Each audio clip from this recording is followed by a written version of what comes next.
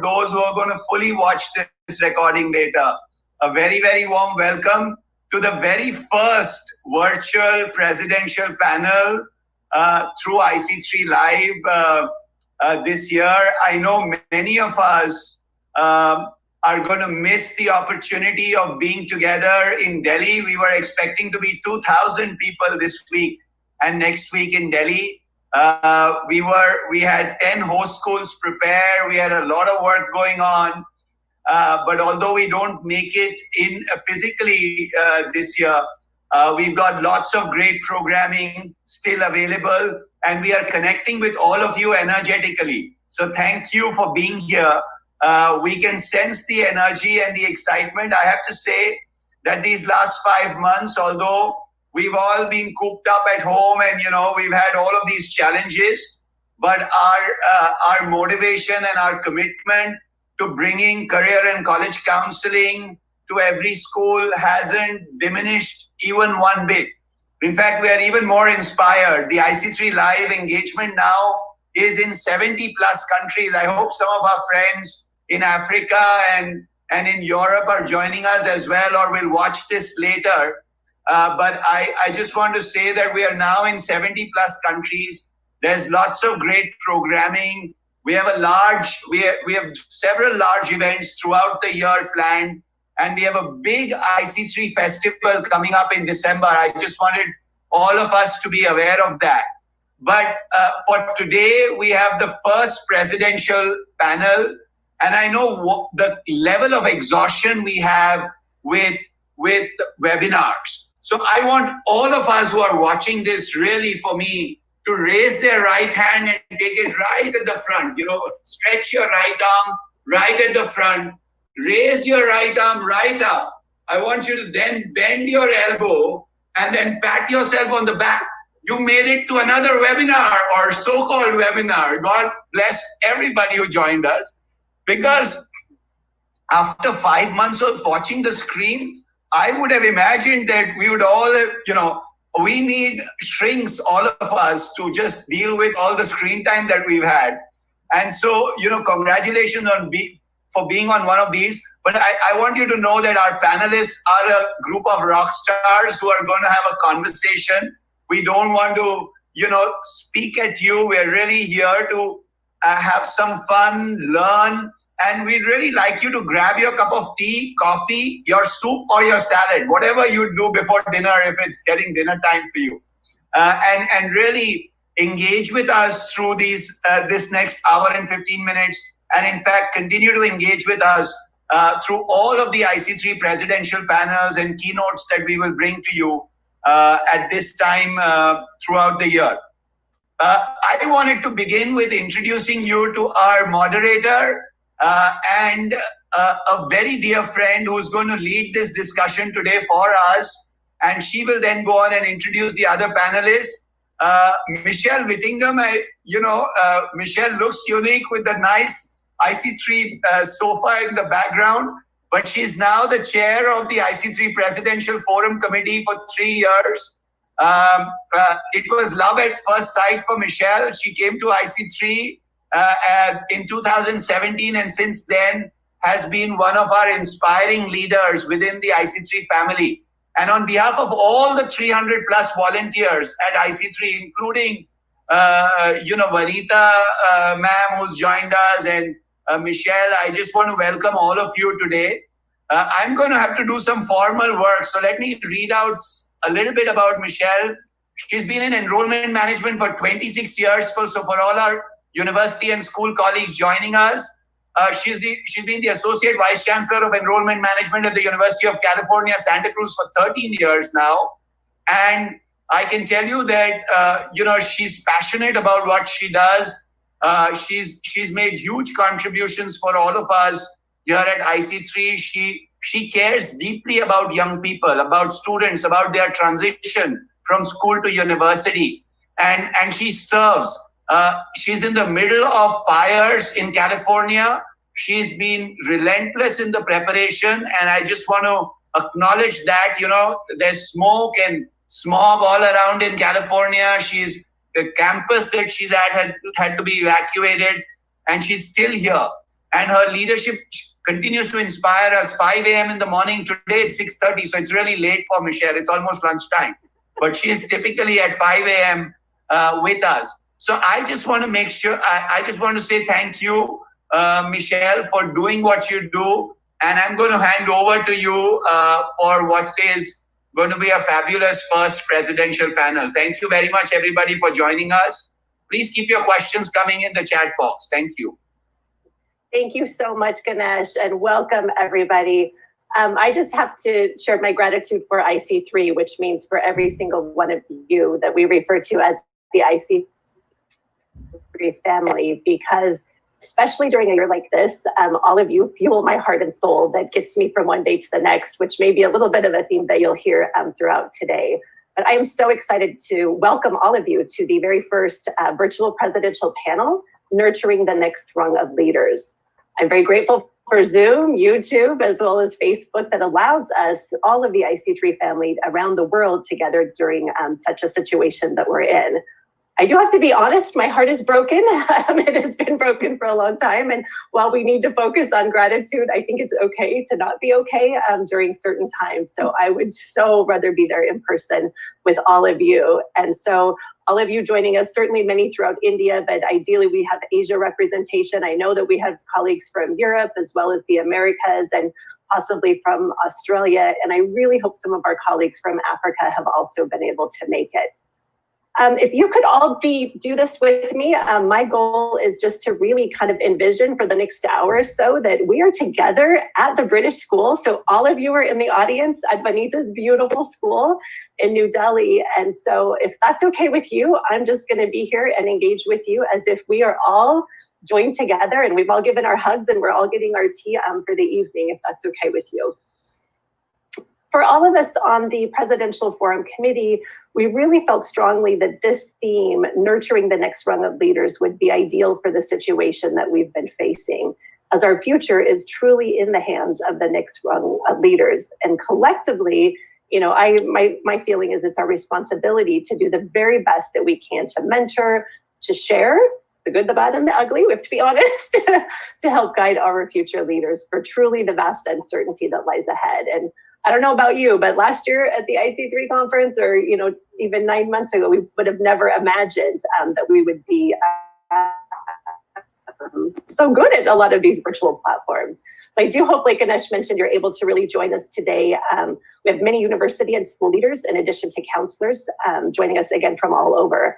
And I do want to recognize that many of you could actually be here with us today, given your roles at your schools. And so I think when we really discuss this, our goal is to really engage you and maybe entertain you a little bit, but certainly have a conversation with you to really inspire not just you, but inspire us again on how we can collectively enhance our efforts to really nurture the next rung of leaders.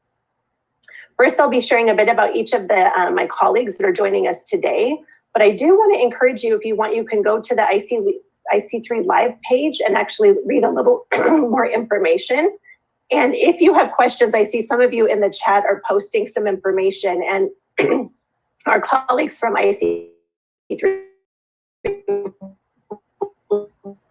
be summarizing the questions. So having the bios is to ask our colleagues a question or two, but I want to bring you into this discussion just as quickly as we can. And so again, as Ganesh mentioned, we don't want to talk at you, we want to talk with you.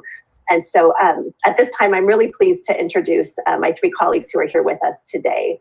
The first one is Vanita Opal, and an international educator, Vanita, for almost 30 years. Miss Vanita Opal, OBE, is the director of the British School in Delhi. She is the proud recipient of the Order of the British Empire, which is the OBE, which I just recently learned about. So thank you so much, Vanita. This is in recognition of her service to British education in an international context, becoming the only Indian serving principal to receive this honor in 2014.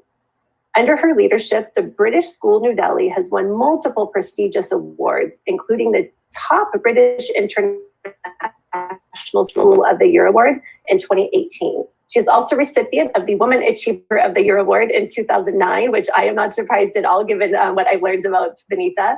She is a trainer in classroom pedagogy and leadership and has presented at prestigious international forums throughout the world. Encouraging innovation, honoring rich traditions, trusting in the power of collaboration, and leading with integrity and compassion are the core elements of her educational philosophy. To serve and make a positive difference is her mantra. I think you might be a banana slug, which is Santa Cruz, because that is truly trying to make that positive difference. She is also an ardent believer in the therapeutic value, and I'm sure there's research done on this, Benita, of shopping, which she thinks is quite a neglected art that doesn't evoke respect it deserves. She has a huge collection of saris, and rumor has it that people don't see her repeat one throughout the year. Of course, that's an exaggerated lie, truth be told, but I can't wait to see this collection someday, Benita. Next, we have a really dear friend, and I will say colleague of mine, Aryan De Rosario, and he is a very impressive fourth-year student pursuing a Bachelor of Arts in Politics at the University of California, Santa Cruz. And Aryan and I met, I think in a presentation, and one of my boss, our Vice Provost and Dean of Undergraduate Education, was doing a presentation on our internationalization, and Aryan, instantly had incredible feedback, and I'm like, I need to meet him. And so we met, and we're actually able to connect in Delhi this last summer. And so again, I've been so impressed with Aryan. He has taught our mock trial workshop, which is a 2-unit class introducing students to the basic elements of law and skills required for effective public speaking. He also serves on our as an undergraduate representative on the Committee on International Education, which advises the university administration on matters related to the welfare of international students and study abroad programs. Aryan also volunteers for the India Student Hub in Washington, D.C. He has previously interned at the Washington, D.C. office of a U.S. congressman, the Rajiv Gandhi Foundation, and the Hindu newspaper.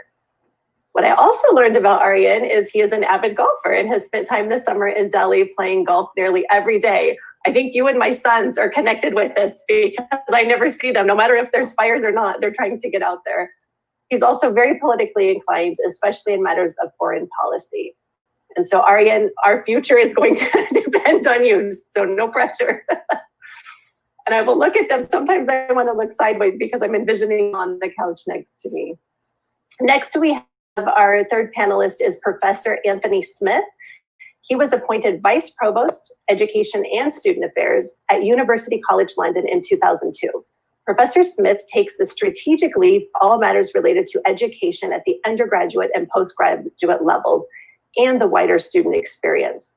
He also has responsibility for the deans leading the faculties in the School of Laws, Arts and Humanities, and Social and Historical Sciences.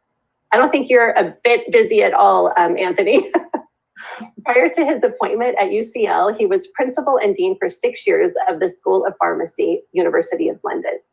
He is a principal fellow at the Higher Education Academy and a fellow of the Royal Pharmaceutical Society. He is chair of trustees at Pharmacy Research UK, chair of trustees at UCL Academy, and a governor of the Capital City Colleges Group.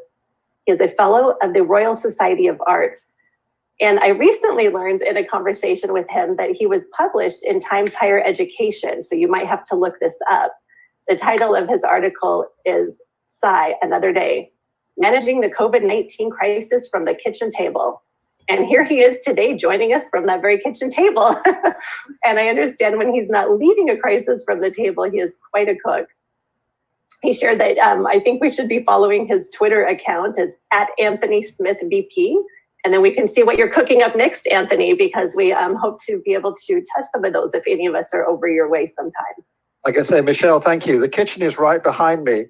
And also the article you said was about my, I've been doing a tweet every day that I've been working remotely. And actually tomorrow is a significant day because it'll be my 100th tweet. Wow. So, yeah, check that out. So you're gonna have more followers. I don't know about that, but yeah. So apart from when I take annual leave, but every so it's been 100 working days tomorrow since we went on to remote working. So it's kind of a special day. That's incredible. That's incredible. Thank you for sharing. What I can do is I have a couple of questions, but please feel free to, okay, see, I heard somebody say I need to raise my volume. Hopefully that's a little better. You see that? Thank you for whoever mentioned that. I have some prepared questions, and then I will be monitoring. If any of you have questions or maybe comments, or you want us to elaborate on something, please let me know. So I think we'll start, Vanita, with you. If you could share with us, reflecting back, when you first had aspirations of becoming a leader, I would be super interested to learn about that and have our audience here. And we'll go through, we'll listen, hear from each of the panelists. Thank you, Michelle. And I'm coming live from the British School, where we were waiting to welcome all of you physically. So since the pandemic wouldn't let that happen, I decided to bring the British School to you. So to your question, Michelle, as a person, I think I've always been someone who's very eager and willing to take on responsibility. And even as a young and relatively inexperienced teacher, I usually automatically pivoted to volunteering towards challenging tasks. And I was once quizzed by a colleague of mine, and she said, you've taken on something really massive. It was to do with planning a huge inter-school event at a time when there was no internet and no WhatsApp messages, so you had to do all the writing and everything yourself.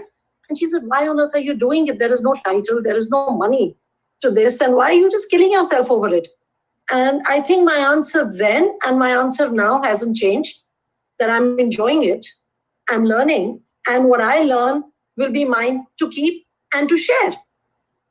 So being in leadership, I think, has allowed me to do something that I love doing on a larger scale with an expanded circle of influence. So when did I get the aspiration to become a leader? I'm sorry, I don't have an exciting eureka moment to share because it didn't quite happen that way.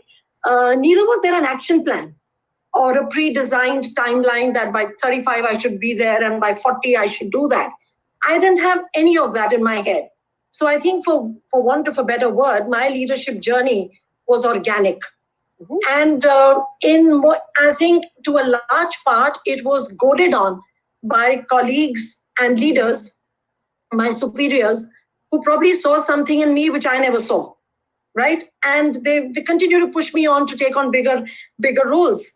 And if I can, I'd just like to give you an example. It was my predecessor in my current role who actually came to me one day and he says, Vanita, I'm not renewing my contract, and I want you to apply for this role.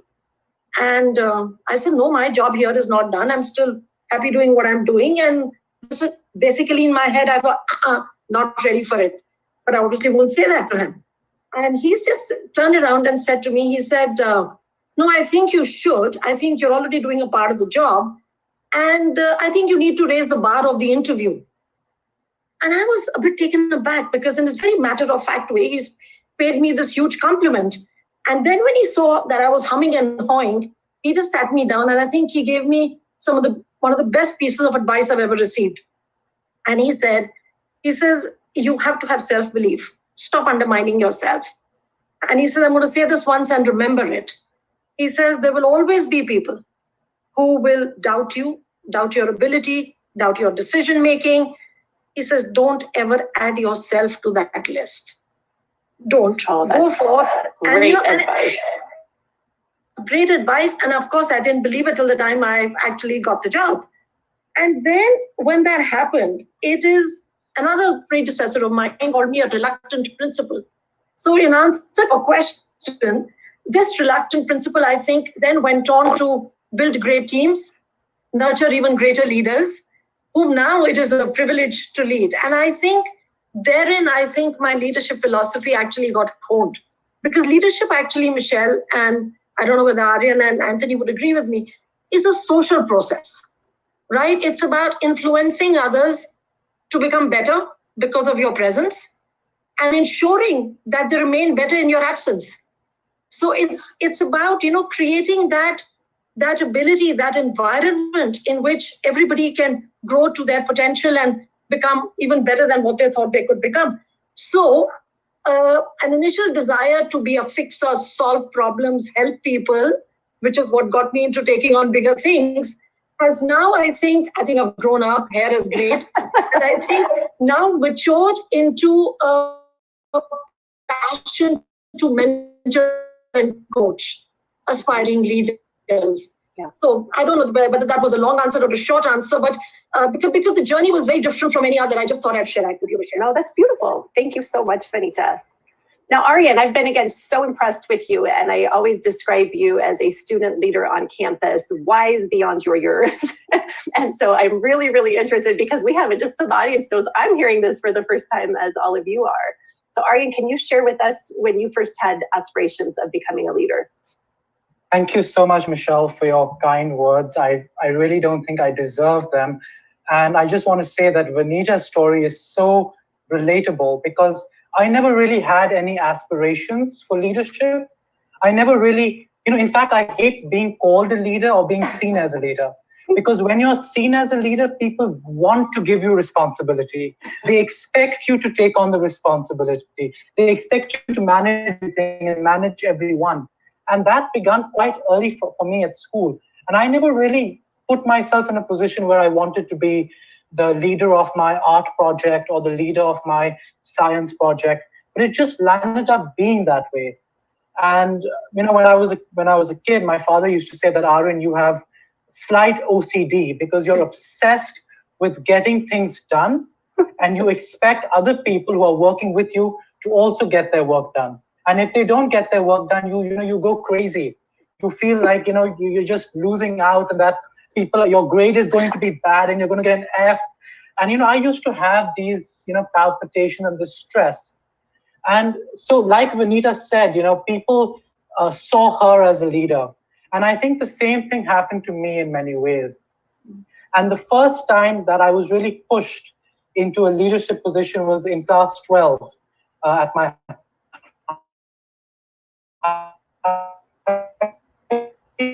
school when I was in school. And I wasn't really expecting this. I didn't even really know what my responsibilities would be. But my teacher one day said that, look, you're the editor, and I think you should remain the editor, because if you don't, you're not going to have anything to put on your college application. And I said, that's a good point. And so I went in. Sold. I was sold. So I went in on the role. And it was so stressful because, we were a small group of maybe 10, 15 students writing a 16-page paper every month, and then, designing it and then sending it to the publisher, fact-checking, spell-checking. And that was my job. And I was just stressed out all the time. But, like Vanita said, I was kind of, being given this role. I never really asked for it. It just happened because someone else saw that leadership potential in me. And Michelle, you actually saw that potential in me as well. Because this months ago, when I was serving on the Committee of International Education at UC Santa Cruz, and my job as a student representative was to, look out for the interests of other international students. And President Trump, he issued this order, about student visas. And as someone on the committee, that really concerned me because it concerned a lot of my students. And so I contacted Michelle, and I said, Michelle, I'm very concerned about this. Who can you put me in touch with in the UC Santa Cruz administration so that I can figure this out? And Michelle helped facilitate that. And so when she says that, she sees leadership potential in me, it's actually because of her that many of my leadership traits actually came out at that time of crisis, because she was there sitting in a position where she had that knowledge, where she had that information, and she gave me access to it. And I really think that's how leaders are born. They require people like Michelle who are constantly pushing them into that position. And so for me, it was never really an aspiration. It just happened. Oh, that's beautiful, Aryan. I'm really seeing some themes, and I'm taking some notes that after we hear from Anthony, we'll kind of maybe revisit some of those a little bit. And again, even with the audience, I'm not seeing any questions posted yet, but don't hesitate to have us elaborate on something that you might hear, and I will do my best to facilitate that as well. But Anthony, I can't wait to hear from you from the kitchen table. Tell us what's happening. When did you get inspired? Was it I won't even begin to think about what it was. Okay, thanks, Michelle. Well, first of all, thank you for the invitation to be part of this event. It's great, and looking forward. So, ask us questions. That's what we're here to do. And I guess, surprise, lots of parallels with what Aryan and Benita have said. And I was kind of thinking, what should I say? And I've certainly, some of you on the call may have been on this before. You sit in an audience and somebody talks about their leadership journey, and you can kind of you can tell the story of your career, and you can kind of sort of retrofit, and it sounds amazingly strategic, as if you decided at a certain point you're going to do this, and then goodness me, you're suddenly doing that, and it was all terribly planned. And of course, I don't know, I can only speak for myself, but mine is not planned at all. But I think there's something that both Aryan and Benita have said, that it kind of requires two things. One is that there's other people have seen something in you that, they think maybe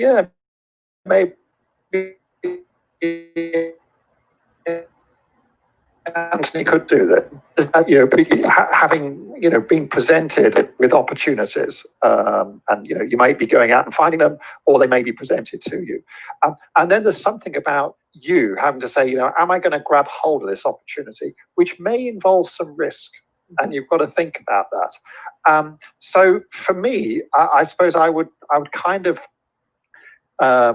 characterize, the beginning of sort of more university leadership. And I should say I've spent my entire career working in universities. And I would say, and obviously being an early career academic, looking to establish my research program, and obviously my education programs, and that's kind of what most early career academics do.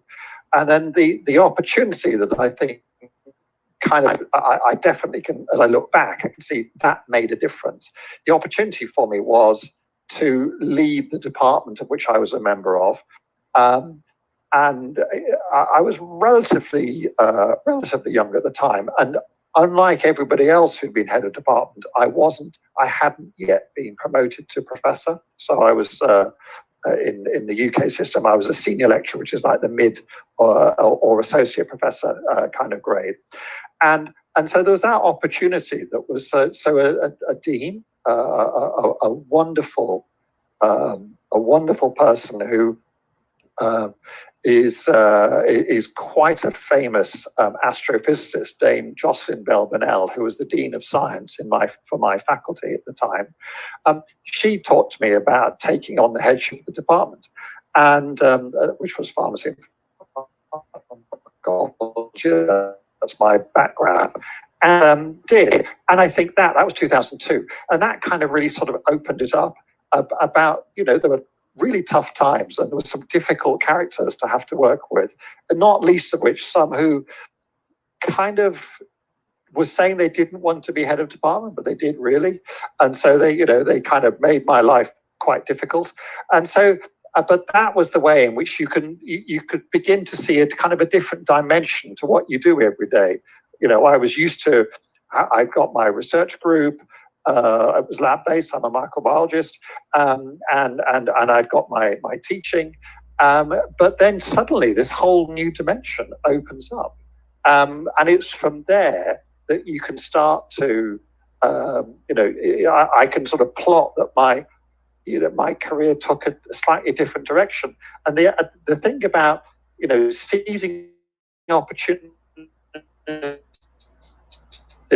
but also because there was a risk for me, because obviously taking on, as others in university roles will know, if you take on a significant administrative role, then your research will take a hit. You can't give as much time to it.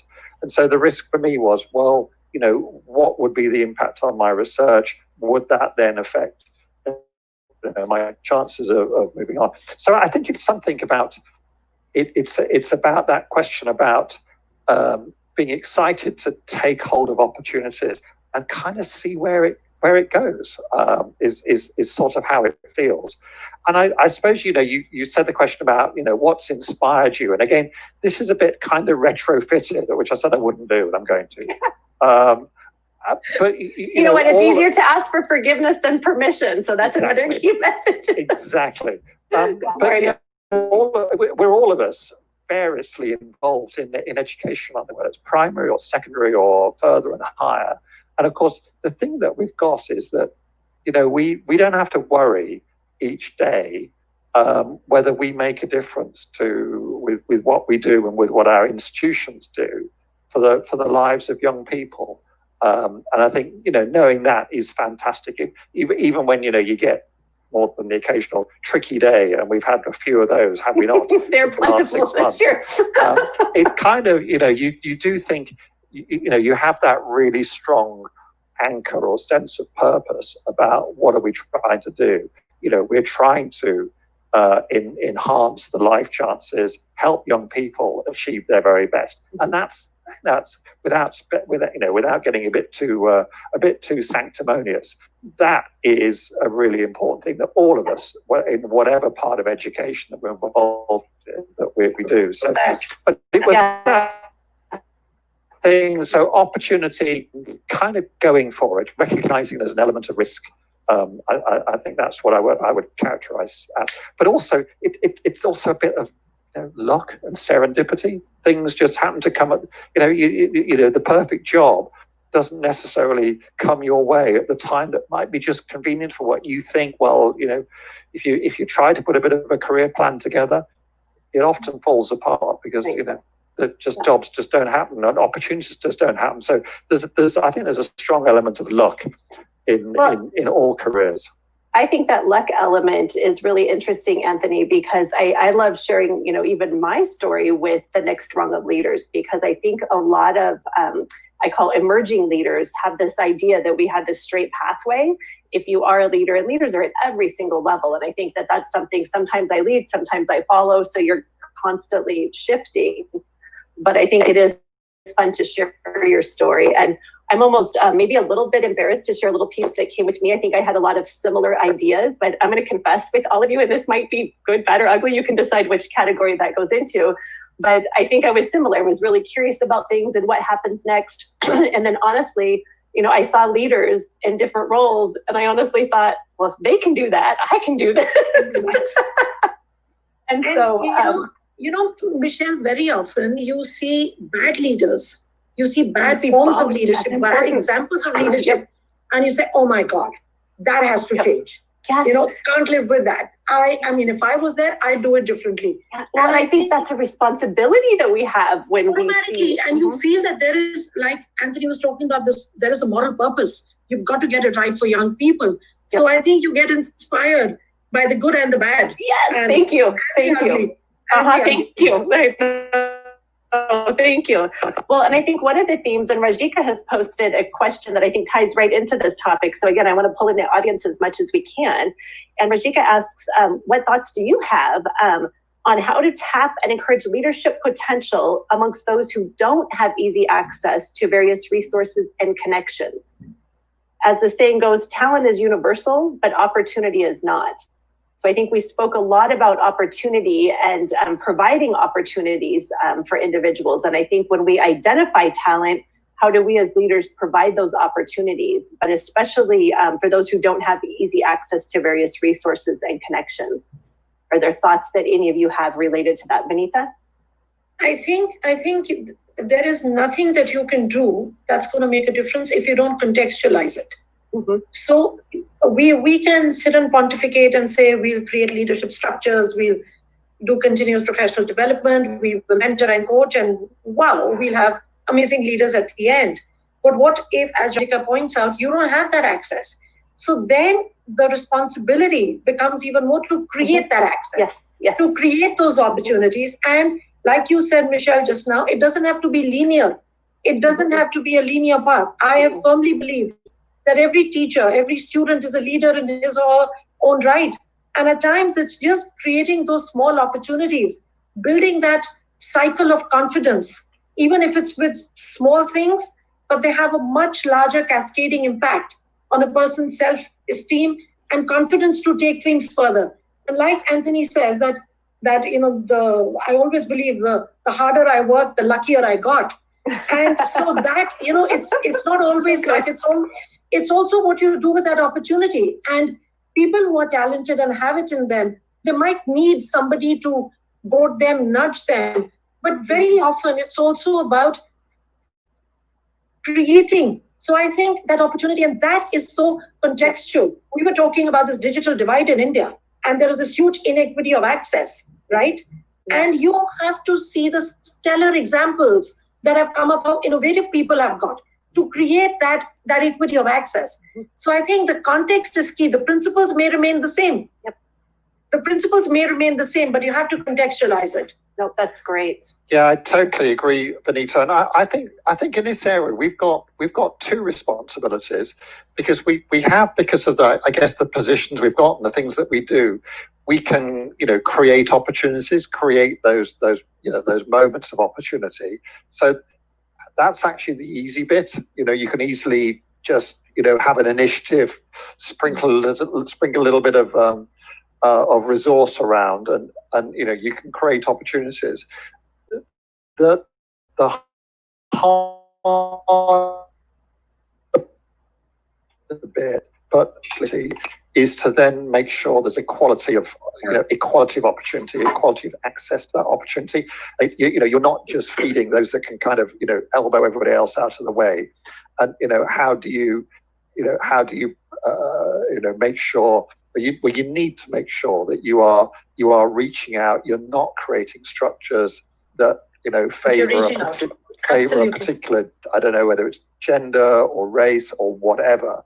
You've really got to work at it to make sure that that you have you're not in the privilege that you've got to be able to create opportunities. At the same time, you're not further.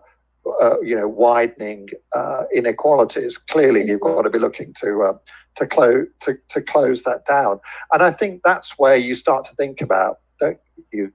The different models of leadership. And if I might be thinking about the leadership potential that there might be in a class of undergraduates. You've got the ones at the front who'll put their hand up straight away. They will be one particular type of leader, perhaps. Early on, but what about the sort of more quiet kinds of leadership, which can be just as effective? And I think being able to sort of recognize, I say that you don't, at the very least, you mustn't be increasing inequality. We must be trying to close it down, and I think that is a real responsibility that all of us have. Sorry, just build up on that. I think it's also the value of personal connection. So I think I like the word Anthony used. It's about reaching out and not waiting for people, the quiet ones. It's exactly in a classroom. The quietest kid may not be the one who's disengaged, but the one who just won't come up to you. And it's about having that personal connect. So authentic leadership, Michelle, is not about dramatic events and proving your leadership. It's about the things you do on a daily basis, on a day-to-day. It's the small things that give you that credibility with your team. And I think that's where credibility and context become key in creating opportunity, relevant opportunities for people. Well, and I think... Go ahead. I have to agree completely. And I really think opportunity is key. And from a student perspective, I think giving students the space to be comfortable with the structures that exist around them is also key. And what I love about my university in America, UC Santa Cruz, is that over there, the professors are really keen to get to know each and every student through something they call office hours. And you go and you attend office hours and you don't even talk about the curriculum. You don't even talk about the syllabus. You talk about yourself. You go to your professor and you just have a chat. It's like the chat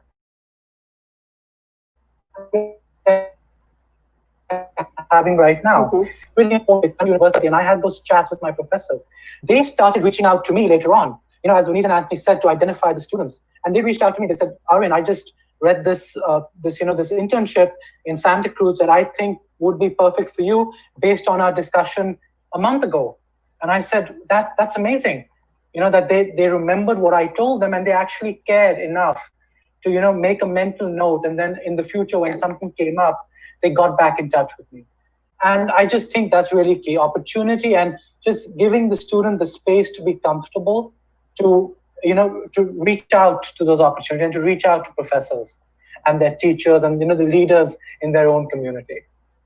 I think those are beautiful. And Rajika, I really appreciate that question because it's really personal for me.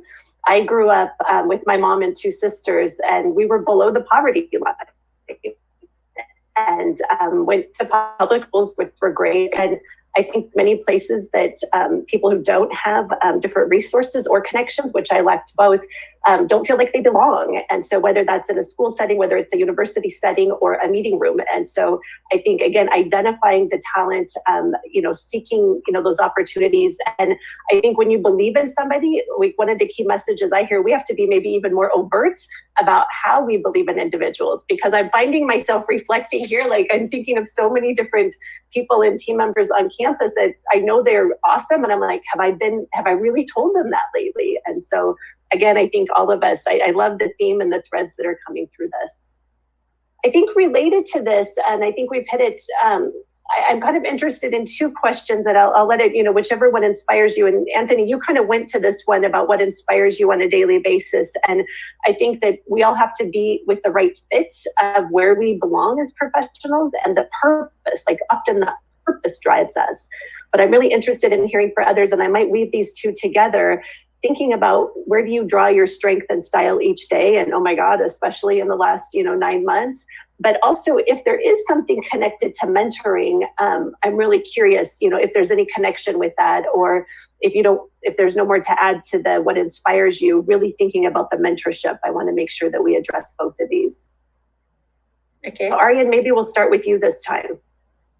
Well, when it comes to mentorship, I think that's really important. And I've had a few good mentors over the years, people who were professors, people who were, my bosses at internships, things like that. And maybe he's actually on here on the panel itself. But one of my best mentors that I ever had was someone who his attitude was very carefree.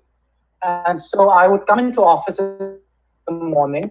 This was over the summer, over an internship. And it was like a morning ritual. I would sit, in the chair in front of his desk, and he would just start talking about all sorts of different things unrelated to the internship. He would talk about his last job, or what he did when I was his age. And then he knew a lot of people from Santa Cruz, and so he would talk about the university and what university people were like in the 1980s. And I would just sit there, and I would just be so amazed. I would say, you're such a good mentor, because you're telling me things that I don't want to know, but I know they will come into use one day. I really know they will come into use. And I really think that finding a mentor, finding someone outside of your family circle or outside of your close friend circle, someone you can go to with, questions or with advice, with things that, you just can't talk about your parents to. I think that's really important. And it's really been important for me to have someone I can go and say, well, what do you think about this class? Or what do you think about this internship I'm applying to? Do you really think it's a good fit? And having that neutral observation about it is really important for me. And to the second part of your question about what inspires me, enthusiasm. I like people who enjoy doing what they're doing. I'm one of those people who, if I don't like this assignment, I may not give it my 100%. I'll do it well enough that the professor will be pleased, but I may not be very enthusiastic, and I just may, have, in a grumpy mood. But I really enjoy people who are enthusiastic about what they do, and that shows. Yeah. Because Michelle, you're so enthusiastic about what you do. You've been doing it for so many years, and I think that really shows. You're up at 6 a.m. in the morning for this panel. You're really enthusiastic about it. And that just makes me happy and makes me enthusiastic and makes me want to be here. And so I think that's also really key. Well, that's beautiful. Anthony or Vanita? Okay. I think I'll take the inspiration piece first, because I think that's really huge. Mm-hmm. And I think I personally am inspired by the fact that I love what I do. Mm-hmm. I love the people I do it for and the people I do it with. So for me, people are the key inspirers in my life. So it began like it does with most people, with your parents. And the 2 or 3 things that I learned from them, and that's a constant inspiration. My mother was very pragmatic and she couldn't stand cribbers. This can't happen and that can't happen. And she would say, the problem. Get on with life. Life is going to be full of problems. Have a positive mindset. Everything will pass. Good times don't stay, bad times don't stay. So just kind of carry on, get on with it. My dad, who was very different, always said one thing. He says, it's not enough to be intelligent. It's not enough to have a good head. You have to have a good heart. So combine the two, and that's who you should be when you grow up. Not whether you're a doctor, engineer, teacher, whatever. That's what you should be. A person with a good heart and a good head. And when I kind of got into teaching, I saw that inspiration come from students. And all of us, I think, who are in education have been wowed by the magic of the classroom. And your students are coming up with nuances and perspectives you had not even dreamt of. And I realized very early that student agency and student voice has to be the pitch around which you do anything. And I think what really got me, and this is alumni, present students, is that honesty of intent, Michelle. It's their forthrightness, it's their confidence. They don't have agendas. They don't. And I don't know if I have time to share a quick example. And this is when I was interviewing for the role of the secondary school principal. And at our school, every candidate, there were 4 of us, you get interviewed by the student council. And I thought, that's cool and easy. These are my kids, that's cool and easy. Enter into this session and God almighty, hard-hitting, complex, thought-provoking questions. So one part of me is trying to respond effectively, because if you're the teacher, you've got to go and face them in the classroom tomorrow. You can't make a fool of yourself, right? So you've got to get the answers right. And there was a bit in me, mother hen, beaming with pride and inspired that is military. Look at their maturity, look at their ability, look at their finesse. So the process got over. I got selected. And the 2 student council presidents walked into my office. Hi, Mrs. You, all very cool. You're the new principal now. We want to tell you something. I said, what? They said, we asked you a question that if you become the principal, will you stop teaching? And you said, no, I'll never do that. He says, if you said yes, we wouldn't have recommended you. Wow. And the moral of the story there, and exactly what Anthony said at the start, that on a dark day, and administrators have a lot of dark days. So when you have one of those dark days, go back to why you are there. Remind yourself, and that comment I've never forgotten it. And therefore, whether I have time or not, I'll make time to go and teach even today. That's beautiful. And I think that agency we don't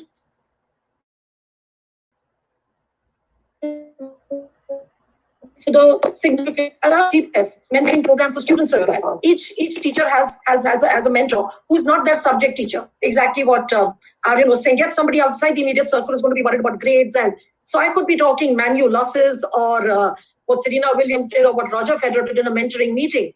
And all that I might be doing is just easing the tension from the heads of an IB student who knows he has an IA to submit the next day. But when it comes to teachers and colleagues, I think mentoring is the holy grail for leaders. Yeah, I think that is a moral imperative. No, I think that is so beautiful, Vanita. Thank you. Yeah, it is. It is the holy grail because it is up to you to plan your figurative demise. And if you're not doing that as a leader, you are letting your team down. Yeah. Because it's up to you to identify talent and not just identify it and create pathways and structures. Yes, of course you do. You have to create conditions which are conducive to allow them to flourish. And, to say that, yes. And one of the things leaders, especially school leaders, find very difficult, I don't know whether Anthony will agree with me, we find it very difficult to let go. We want to solve the problem. Somebody's come to me with a problem. I mean, what will that person think? I couldn't solve it for them. Look here, ladies and gentlemen, if you keep solving their problems, when are they going to learn to solve them? Mm-hmm. So all you do in these mentoring conversations is, so at our school, everybody knows you have a problem. You come in with 2 solutions or 3 and tell me which one you recommend. And all I do is I end up clarifying their options. And when you do that consistently down every layer, it becomes the culture and the norm of the school. And so I think that is, and mentoring, not just mentoring, but coaching as well. At times you need a combination of both. At times you have to be directive. At times you have to be a little far removed, arm's distance that Ganesh was showing us, 6 feet, arm's distance. At times you need to do that and maybe watch from the sidelines. See them make mistakes, talk them through that, help them reflect on that. So it's, I think it's a moral imperative, as Michael Fullan would say. Moral purpose of leadership is to create the next Rung. Absolutely. Absolutely. Well, and Anthony, when you share your thoughts, one of the things that I've heard over and over the years is, does your mentor need to be like you? And I know that I have my own thoughts and perspectives on that, but, thinking about some of the thoughts that you want to share, if you might tie in, like, what is an ideal mentorship? Does it have to be somebody like you? And I think you alluded to this a little bit, Aryan, but maybe if you have any thoughts about that, Anthony, that would be terrific. Yeah, I'm just thinking, Michelle, I'm really hoping you are not expecting disagreement to kind of spice up the panel. I'm counting on you. We're just agreeing with each other. But mentors are massively important. I can look in different stages of. It's not many, 2 or 3 people who have made have had an enormous influence on the way that I think. I have a quick reflect now, and it's almost on a daily basis. Their thinking shapes what I do, and I think that one thing you want to always challenge yourself with is talking to people who are and listening, not just broadcasting, listening to people who are very different from you. Because if you just stick with people like you know what? You'll be kind of like nothing will change, really. Speaking of which, I've been really naughty. I promised Michelle I wouldn't multitask and look at my phone. I have. And thank those who followed me on Twitter. I can see quite a few new followers. So thank you for that. And Twitter's a good example, because you tend to be sometimes you're in a bubble of just listening to people who they're like echo chambers. You just hear things that sound like you, and then you think, oh well, they sound like me, so that must be right. And you don't get that kind of diversity of opinion.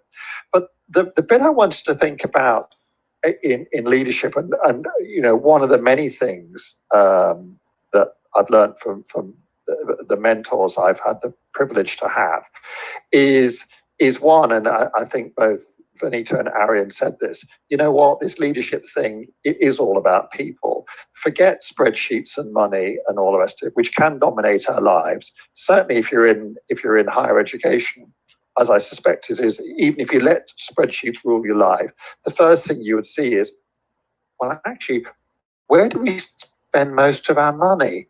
We spend them on the salaries of our people. Therefore, shouldn't we be spending most of our time where we spend most of our money, which is on our people? So it is always about people. And one of the interesting lessons that I learned, and I think it's important, is, Vanita said about, is it about intelligence? Is it about your heart?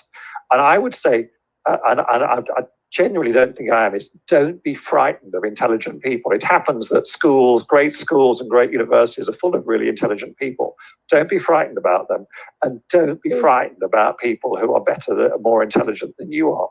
And the point that one of my mentors made to me was, it's simple, it's not complicated maths, it's about averages. If you're trying to shift the average of your institution, if you're as a leader, if you want to try and make it a bit, or your department or your group, whatever level, it's not just mega level. If you're trying to make something better, and that should be the basic goal of what we're all trying to do, is, how can we make it better? You'll never make it better by appointing people who are average.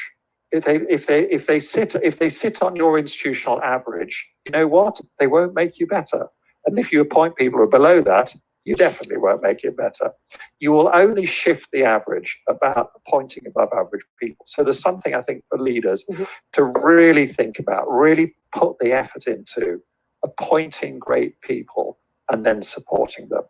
And that has been, one of my lessons. And there's someone saying, you will only, if you just point to the average, you know what?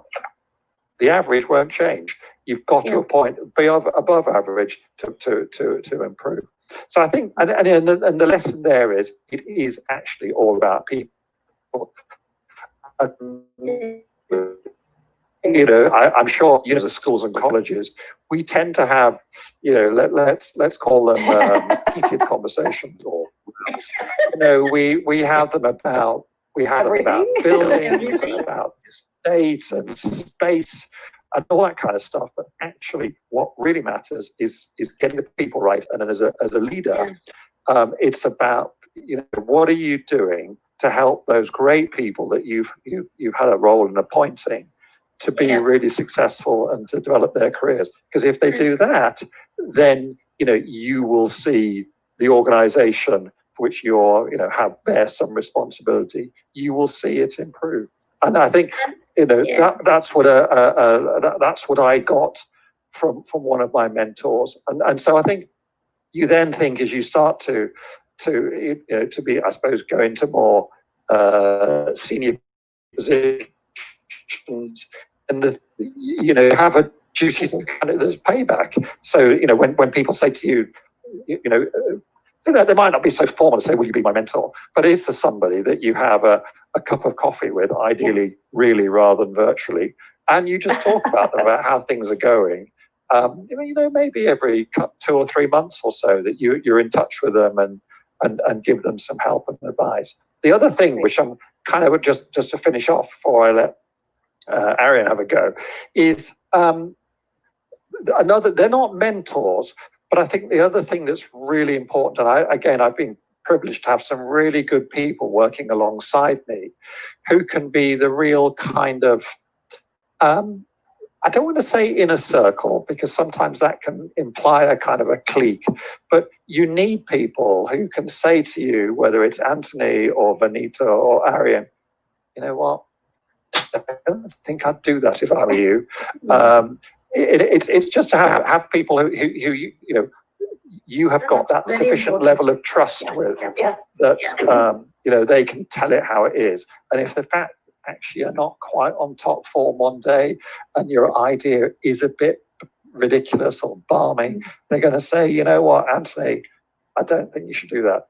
And the analogy I love, and it may not work, but there was probably 2 or 3 decades ago, there was this great British comedy series called Yes, Prime Minister. I don't know if other people saw that. So, you've my favorite show ever. No way.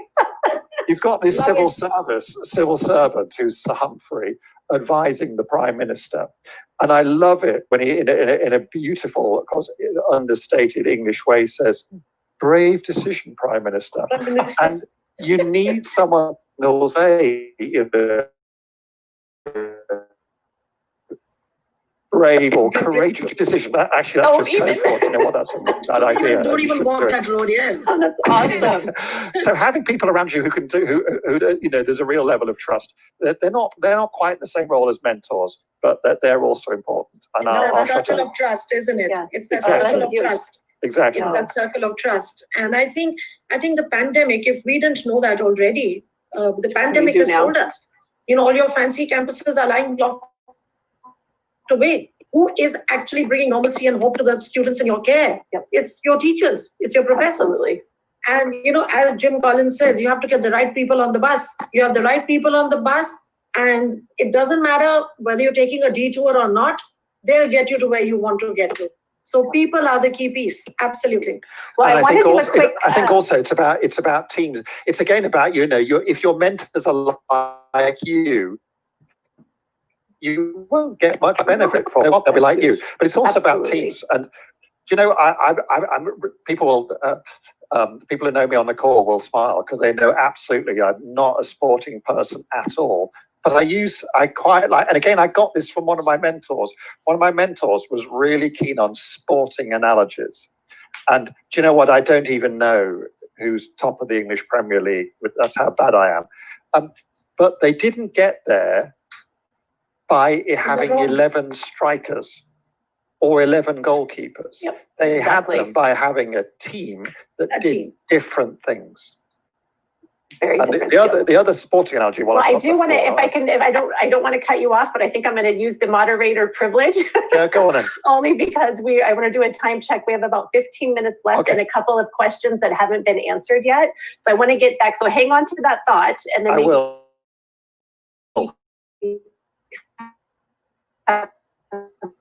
Back to it, or it might relate to question here. So I want to maybe keep playing on this theme. And so two different questions I want to make sure we have time to ask. And one, the individual didn't put who it's from, but I think this ties into the idea of mentorship, and certainly thinking about the next rung of leaders is that the dilemma of a leader as to how friendly a leader has to be, and should a distance be maintained, as I have seen some leaders do.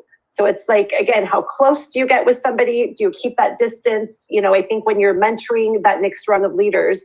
So there's that question. And then we also have, again, a comment about, you know, good leaders have to have emotional intelligence, which I think we totally agree with.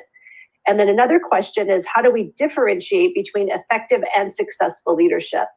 But I thought we might do that one second. But if somebody has, and we don't need to go through everybody because we now have about 13 minutes left. But, you know, how do you find that line? Because I think we've all seen leaders that I'm like, wow, they seem a little bit too close to their team in terms of some of the behavior, either before hours, after hours, and yet you need to be human, you need to connect. And so, you know, is there advice or perspectives that you've had? And I think, Aryan, you know, maybe as somebody you're mentoring and being mentored, you know, at what point do you think it might be crossing the line, perhaps, of being maybe too close or too friendly, if that makes sense? And I hope that whoever asked this question, I've got the right perspective. That's a very interesting question, and I haven't really thought about that before.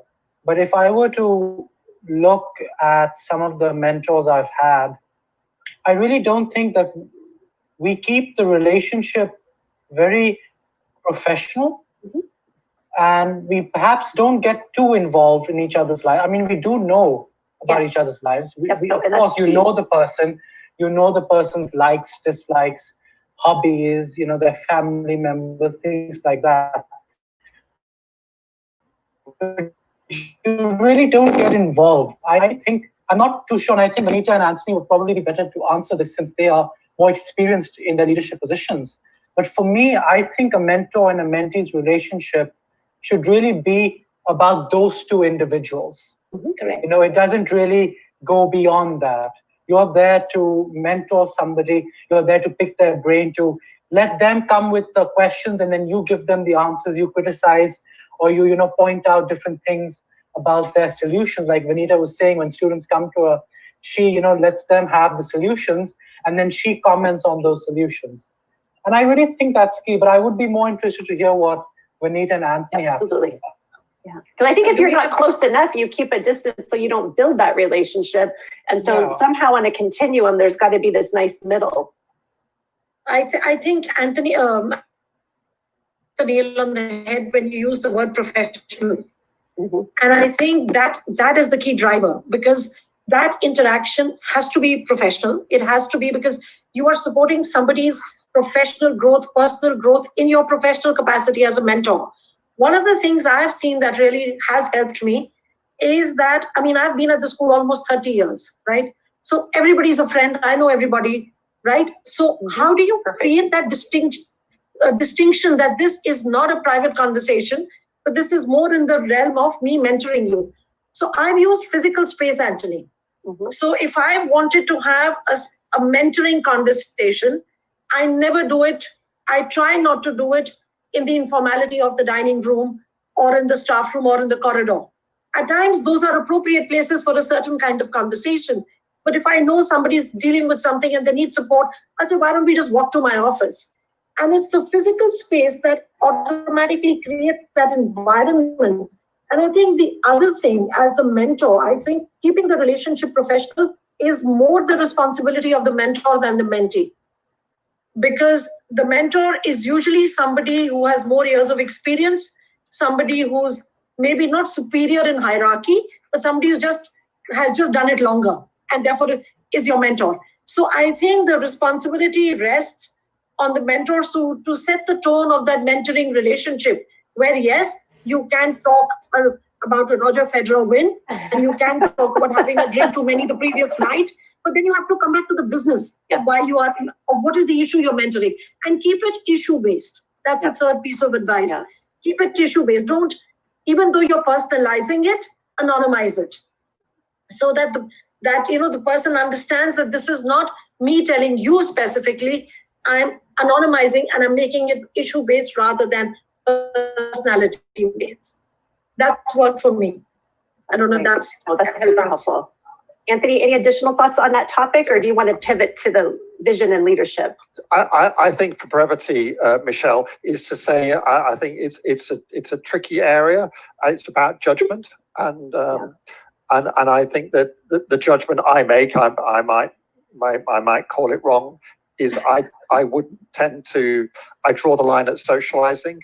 You do work social things. There's a reception and of course you do that kind of thing, but sort of socialize personally, I think that's a mistake, because usually as you move on, leadership is quite often it has a close cousin. It's called management, and you sometimes have to make decisions that are tough, and you can't put yourself in a position where you become conflicted.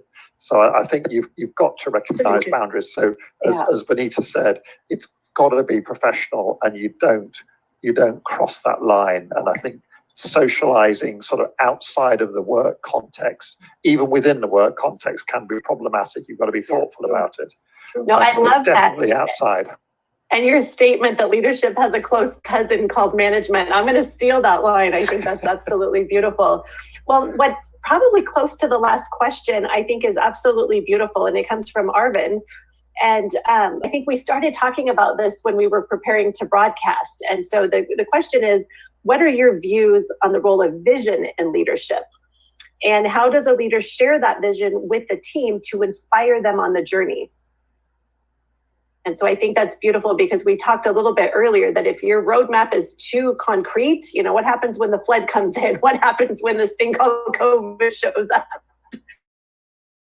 And so I would really love to hear in terms of what is the role of vision in leadership, and then how do you share that vision with the team to really inspire them to go on that journey? I'll try and be really quick, and I think it's a great question. It's a tricky one, because quite often you'll get said, what's your vision for this?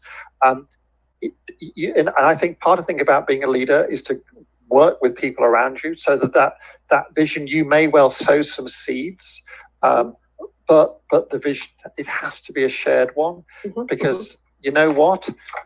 You're only, and this is a bit crude, but you're only leading, look at the definition of the word, you're only leading if others are following. And if they don't think it's worth getting behind, then you're not leading, you're just wandering off somewhere pointless.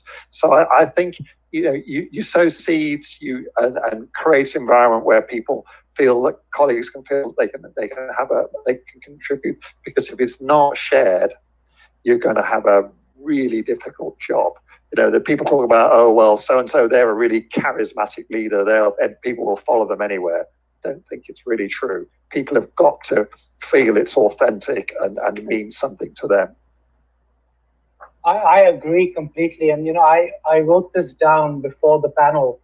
Leaders don't control outcomes, and they shouldn't control outcomes. The group controls the outcomes. The leader and those who he or she is leading together, they should have a shared vision, a shared goal, and a shared outcome. Leaders shouldn't be people to put their vision or their ideas as the greatest and the best, and we have to do it this way. I really don't think that's the way to go about it. And I think Anthony is correct when he says that. No, that's beautiful. Okay, if I could just come in with, in complete agreement that the vision has to be shared.